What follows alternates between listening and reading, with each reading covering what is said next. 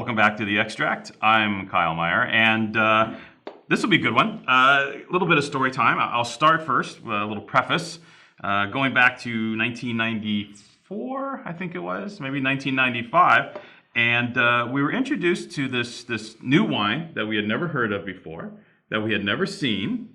The vintage was 1992, which was a difficult year in Tuscany. Correct me if I'm wrong. And but we were familiar with the name of the producer who made it. It was a gentleman by the name of Alessandro Fiore, and we knew already of his importance to the Tuscany wine region and to the quality of the Sangiovese wines being produced there because of his skills. And this was like, oh, this is his property, very exciting. And we were like, okay, whatever, because the vintage is bad. Yeah. 92 is a bad year. Yeah. Come on, let's not BS around. It's a bad year. Is this bad? Is this bad? And we're like, okay, fine, we'll taste it. It's Vittorio's wine. And it was like, boom, like fireworks.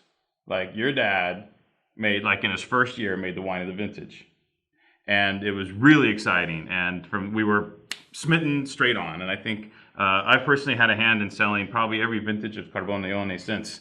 It's been almost nonstop for us here. And so it's a real pleasure to have Alessandro Fiore sitting next to me today from Podere Poggio Scalette to give us a little more insight into the Podere itself, into your father, and into the vineyards, and why this wine is so damn good.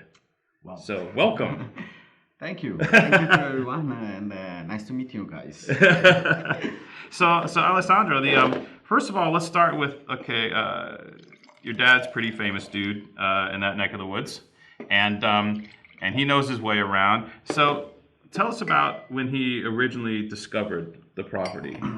But first of all, I would like to go back to what you said seconds ago. Mm-hmm. You were quite surprised to find a 92 vintage of a Sangiovese, which is such an expression, and wow. Mm-hmm.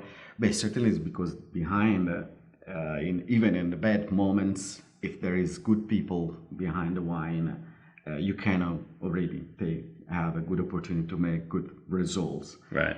And so that's certainly thanks to Vittorio Fiore, who, with all his knowledge and years by years making wine for somebody else, accumulated lots of experience, which made him able to make an excellent 92 vintage of the Carbonaione. Right. So then after your question was?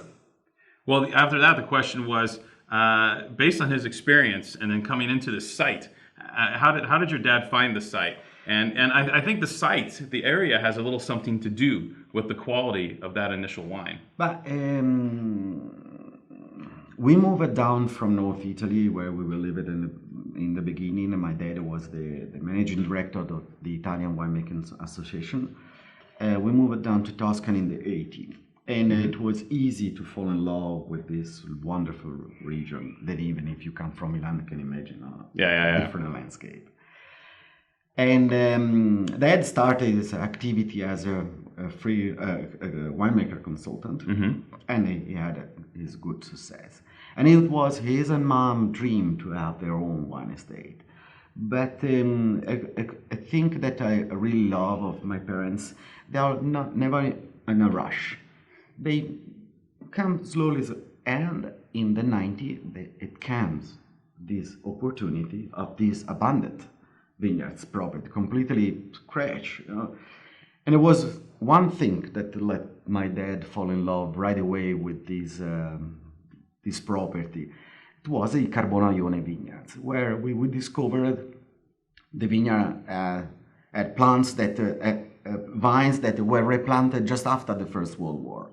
So can you imagine, for a person that spent all his life on the Sangiovese varietal, to find things like that, it was a very good match. I mean, let me stop for a second. So you have what we would consider almost like a Grand Cru level property with some of the oldest, or maybe the oldest Sangiovese vines in Tuscany, right? Maybe, yes. In Greve, in a really top area, and the property is abandoned? Because it was part of, a big family. Mm-hmm. No one's wanted to go on with the business. Too many heads inside, and so mostly was sold them the grapes. Even the grapes were sold to somebody. But when I say abandoned, wasn't completely abandoned. It wasn't people. The previous owner didn't really care of maintaining the property. In Carbonaione Vineyards, it was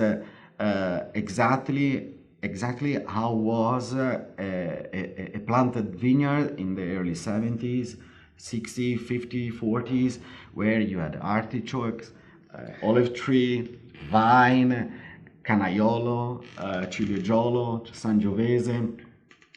So our work was to recover this situation. Yeah. And we did it slowly in a few years. And today, I would say, is, of course, there are not, we moved the olive trees and we eat the artichokes. But we kept the vineyard as it originally was. Yeah. So today, Il Carbonaione Vineyards has, I would say, that from 4 to 5% as canaiolo, ciliegiolo, and other native cultivars, which I don't even know the names. Okay. Wow, yeah. And we decided to leave it because that was the original spot. Then, of course, only inside the Carbonaione, the percentage of these native cultivars goes down a bit to 2 to 3% because other vineyards, Sangiovese vineyards of the property goes into Il Carbonaione as well. Got it. So Il Carbonaione now is what percentage of that old vineyard makes up? 99%. 99%. That's pretty good. I want to talk real quick about, you mentioned something earlier about, it wasn't just Sangiovese, it was Sangiovese di Lamole. Sangiovese di Lamole. I've been teaching from my dad, and I didn't even know the variety, the clone. It's in certain ways considered one of the father, together with the Sangiovese Grosso, the Prugnolo Gentile, the father of the Sangiovese that we have available today around the world. A particular berry which is in the midway between the traditional Sangiovese clone to the Sangiovese Grosso. But that's the particularity of this varietal, which comes from this small area around the Lamole village. Yeah.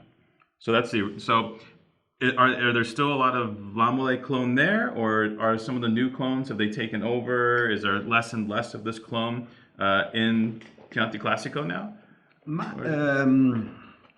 We try our best to maintain our Sangiovese di Lamole in our vineyards, but of course in certain spots we had to replant it, and today there is no anymore availability of that clone. Wow. Okay. And so it's mixed. I would say, as far as I understood, it was something that my dad, how can I say, appreciated the variety of the clone and wanted. As I said before, it was a surprise for me too. I didn't know about the Sangiovese di Lamole, and I believe lots of people don't know as well about the varietal. Okay. Fabulous wine. Oof. I love this stuff. Can you tell?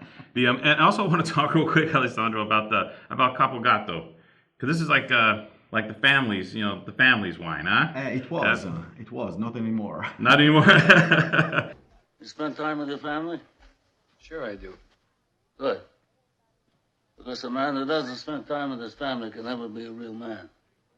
So tell me a little bit about this homage to Bordeaux from your brother Yuri. That's right, because Yuri studied in Bonn in France for a few years, and then fall in love with the culture of France and wines. Actually, is really French direction. And soon after he came back home, he had together with Dad, they decided why not plant one line each of the 4 French varieties, Cabernet Sauvignon, Cabernet Franc, Merlot, and Petit Verdot, and make our own Bordeaux wine. Yeah. Let's see would happen. But then we discovered that Mother Nature, together with the Ruffoli terroir, actually were supplying us with an excellent product. An excellent product that Unfortunately, it's not anymore for family consumption. Well, it is. You just can't have all of it. Yeah, that's right. I can't. When did you plant the vineyards? The vines These were vines? planted in early 2000. Early First 2000? vintage, Yeah. if I well remember, was 2004, and since 2007 being marketed in the market. It's really rare in Tuscany to get a wine made with equal parts of those 4 grape varieties, especially the Petit Verdot. Yes, yeah, I agree with you. It's not. Yeah. It's a very tiny production. It's 100 to 150 cases year production.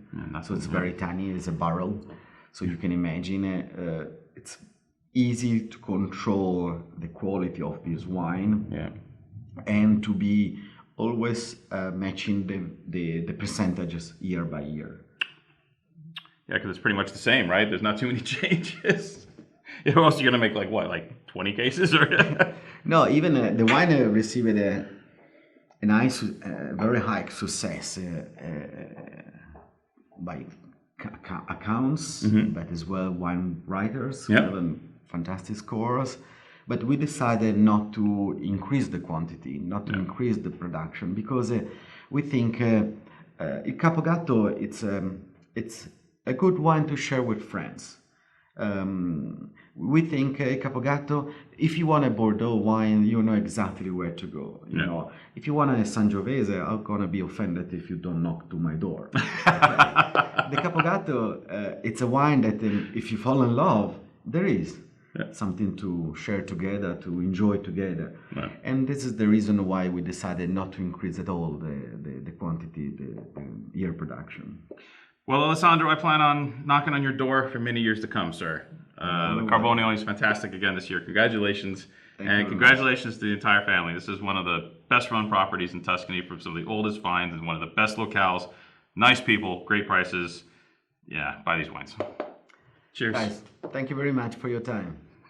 Take care. Bye-bye.